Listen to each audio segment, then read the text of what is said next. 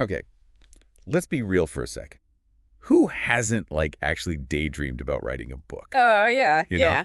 Like that feeling of your manuscript Right. landing on an agent's desk. But for people like you and me who are kind of, busy, Yeah, it can feel as realistic as, like, joining the circus. right. So that's where this deep dive comes in. Okay, We are going deep into Carma Spence's You Can Make It to the Finish Line. okay. It's a book specifically for entrepreneurs Mm-hmm. who, feel that book writing itch, Yep. but just can't imagine squeezing one more thing into their already crazy That schedules. makes sense. And knowing you, I think you like to get to the heart of things quickly. Yeah. So let's just ditch the fluffy intro Okay. and jump right into Spence's myth busting. I like it. She tackles 6 common fears head on, and I think some of these are going to really resonate. Yeah, I think so too. Spence does a fantastic job of just breaking down those mental barriers. Totally. It's so easy to get stuck in those thought loops of, I don't have time, or it's too hard, Exactly. Like myth #1. I don't have the Oh. time to write a book. Right. Classic. The ultimate excuse. I know. Yeah. But Spence actually mentions this idea from Donna Kozik Okay. about, like, creating a super tight, high-value book in just one weekend. Oh, wow. So suddenly that mountain feels more like a hill, right? Yeah, that's a much better visual than this like imposing. Exactly. And speaking of making it less overwhelming, Okay. the chunked outline method is where it's at. Yeah, I was just gonna say that's one of my favorite takeaways from the book. Oh, tell me more about that.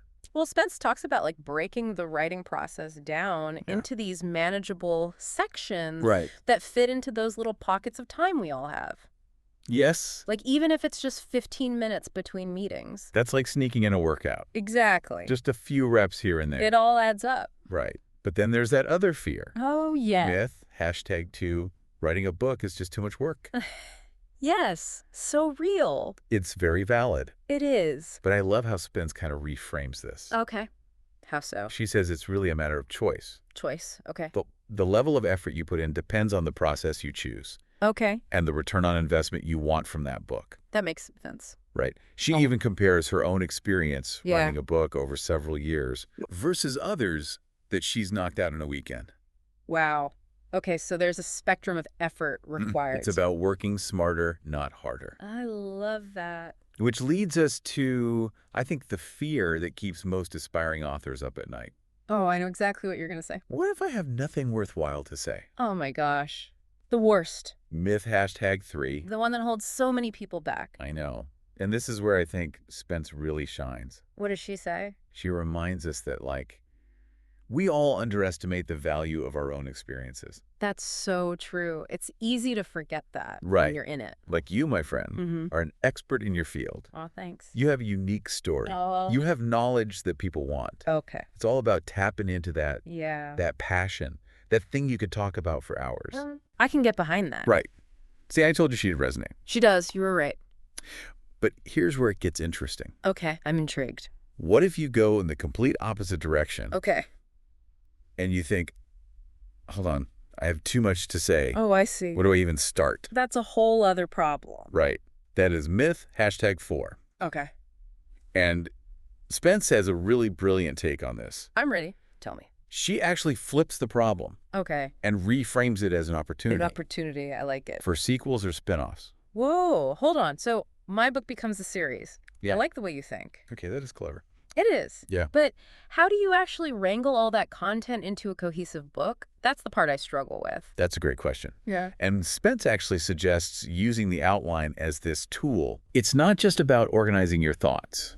Right. It's also for making really strategic decisions I see. about what to include in this book specifically. So you're saying it's more about curating the content rather than just dumping everything, into one massive book. Exactly. It's about choosing the most impactful points for your reader, which, knowing you, is something that you would appreciate. Oh, for sure. I'm all about streamlined and effective. Exactly. But what about the fear that all this work is going to be a waste of time? Oh, gosh, yeah. That's a big one, Right. especially as a busy entrepreneur. Time is precious. Totally. And that's myth #5. Okay. What does Spence say about that? So she ties it back to knowing your why, Okay. your purpose. And your target audience. Right. Because if you don't know who you're writing for, Exactly. it's easy to get lost in the weeds. And it's about strategy and intentionality. Which makes sense coming from a guide for entrepreneurs. Totally. We're not writing a book just for the heck of it. Yeah. There's a bigger purpose. Exactly. It's about moving the needle in your business and in your life. Absolutely. Now that's a mission I can get behind. Speaking of strategy, that's a perfect segue into the different book writing processes that Spence outlines in the book. Oh, yeah. This is where it gets really interesting because Spence really emphasizes that there's no one-size-fits-all approach. Right. Like, you get to choose the process that works best for you, for your goals, your timeline, and even like your personality. I love that. It's like finding your book writing spirit animal. Yes. Exactly. So let's dive into these different approaches. And as we go through them, keep in mind your preference for efficiency and, of course, avoiding overwhelm. Right, of course. So first up, we have the chunked outline method. Yes, you touched on this earlier. Exactly. So Spence, she's a big advocate for dividing the book into these smaller, more manageable chunks or sections. And this allows you to make progress even during those, like, short bursts of downtime. Right, like instead of having to carve out these huge blocks of time. Exactly. Remember, even just 15 minutes here and there can really add up. It's so true. Yeah.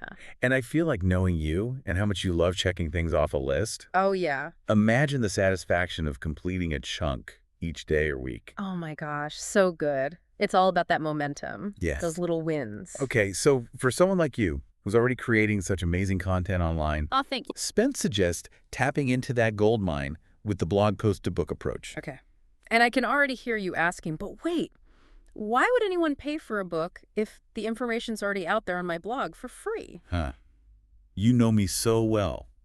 But Spence has an answer for that. She does. She reminds us that people are often happy to pay for convenience and a curated experience. Okay, that makes sense. Taking your existing blog posts, refining them, packaging them in a way that's super easy to digest and even more actionable. Yeah. That adds a ton of value. It's like taking your greatest hits and like remastering them. I love that analogy. Right, for a whole new audience. Okay, I'm into it. Okay, this next one is fascinating, especially given how much you love connecting with your audience in real time. Oh, yeah. Tell me more. Spence calls it speeches to book. Okay, speeches to book. And she's actually used it herself with a lot of success. Interesting. How does that work? So she basically tested out her chapters as speeches. Oh, wow. At her Toastmasters club. So smart. Can you imagine the feedback? Oh, my gosh. Immediate feedback. And then you can refine the content before it even hits the page. Based on how people are responding. It's like a built-in focus group. Exactly. And you're essentially creating content with a dual purpose. I love that. So efficient. You're building your book and you're honing your public speaking skills. It's a win-win. And for those who might be a little more comfortable speaking than writing, right. Spence even talks about using transcription software. Oh, like Dragon, naturally speaking. Yes. Yes. Or a service like Happy Scribe. It's like having a personal scribe. Exactly. They just take those spoken words and turn them into written ones. Technology's amazing. Okay. Another approach that I think is super powerful, especially for really establishing yourself as an authority, is interviews to book. Oh, interesting. Which Spence actually used for her book, Public Speaking Superpowers. Ooh. I feel like this one has your name all over it because you love bringing in diverse voices. I do. I love hearing different perspectives. So Spence, she actually offers two main approaches with this. Okay. The first one is more of a curated anthology. Okay. Where you would have like one expert per chapter. Got it. And they each share their insights on like a specific aspect of your book's main theme. So it's like a collaboration with multiple voices adding to the conversation. And then the second approach is a bit more research intensive. Okay. Where you're using the interviews to inform your original content. So it's more about weaving in those expert insights. Exactly. You would use quotes and anecdotes to add like depth and credibility. It's a great way to back up your points with real-world examples. Right. And you could even turn those interviews into a podcast. Oh, that's smart. Like Spence did. Yes. And then you're creating even more buzz for your book. Before it's even released. Exactly. Love it. And speaking of collaboration, Spence also talks about partnering with other writers. Okay. Which is essentially that anthology model. Right. With guest chapters. Makes sense. Which would be a really fantastic way to share the workload. Yes. Especially if you're feeling overwhelmed by the thought of writing a whole book solo. Exactly. And you can tap into a wider audience. Oh, yeah, because you're leveraging each other's networks. And let's be honest. Just more fun. Collaboration over competition, right? Right. And then, of course, For those who have the budget, but maybe not the bandwidth or desire to write the entire book themselves, there's always the option of hiring a ghostwriter. Yeah, and I think it's important to address that. Yeah. Because there's sometimes a stigma around it. I agree. Yeah. But it's a totally legitimate It is. and collaborative process when it's done right. Absolutely. And Spence, she emphasizes the importance of clear communication. Yes. Having a detailed contract that outlines authorship expectations, and above all, finding a ghostwriter who really gets your vision. Yes, it has to be the right fit. They need to be able to capture your voice. So it feels authentic to you. It should feel like a true partnership. Okay, so there you have it. 6 different paths to becoming a published author. I know, each with its own unique advantages. It's amazing. But I'm curious, what's standing out to you so far? Like, which of these processes really speaks to you? That's a great question.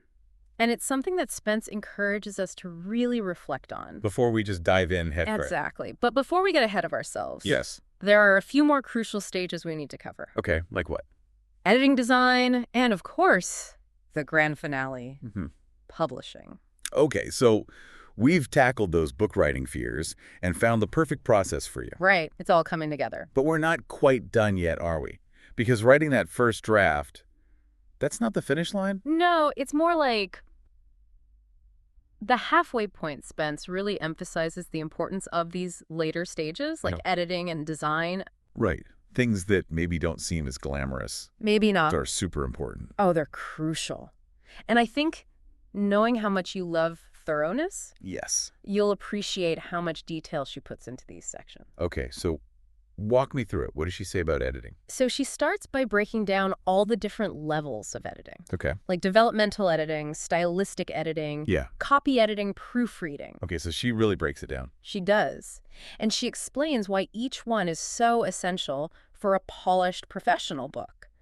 And she's a huge advocate for hiring professionals. I was going to say, because that can feel like a big investment. Right. But it's worth it. Oh, absolutely. It's like having a fresh set of expert eyes on your work. Right. Catching those little things that you might have missed. Plus, they bring that objective perspective. That is so valuable because you're so close to it at that point. Exactly. Okay, and then we move on to design. Okay. Which, as Spence points out, is just as important as the content itself. Really? Okay. Yeah, because a well-designed book, it draws readers in. That's so true. It just makes the whole experience more enjoyable. It's like the difference between, I don't know, a plain brown box and a beautifully wrapped gift. I love that analogy. You're just way more likely to pick up the one that looks appealing. Exactly. And the best part is you have options. Okay, tell me more. So Spence outlines a range of approaches. From DIY using software like Canva or Adobe InDesign to working with freelance designers or agencies, or even using platforms like 99 Designs. Okay. I like that she gives so many options because then you can really choose the path that aligns with like your budget and your comfort level with that kind of stuff. Exactly. It's about finding what works for you. Okay. And then, of course, the grand finale publishing. Right. This is where it all comes together. So where do we even start with that? It feels like a whole other world. It didn't feel that way, but Spence makes it so much less daunting. Okay, good. She mainly focuses on the most accessible options for independent authors, like Amazon KDP, Smashwords, Ingram Spark Lulu. And these are all things that she explains in the book. Oh, yes. She breaks down the pros and cons of each platform, when to use each for maximum reach, and really just provides that step-by-step guidance. Okay. That is so helpful. Yeah. Especially when you're first starting out. Exactly. It's all about empowering you to get your book out there with confidence. And that's what this is all about. Yeah. Right. Sharing your message, your expertise, your story with the world. And if you've been putting off writing that book, I think this is your sign to just go for it. Yes. You have something valuable to share, and the world needs to hear it. Seriously.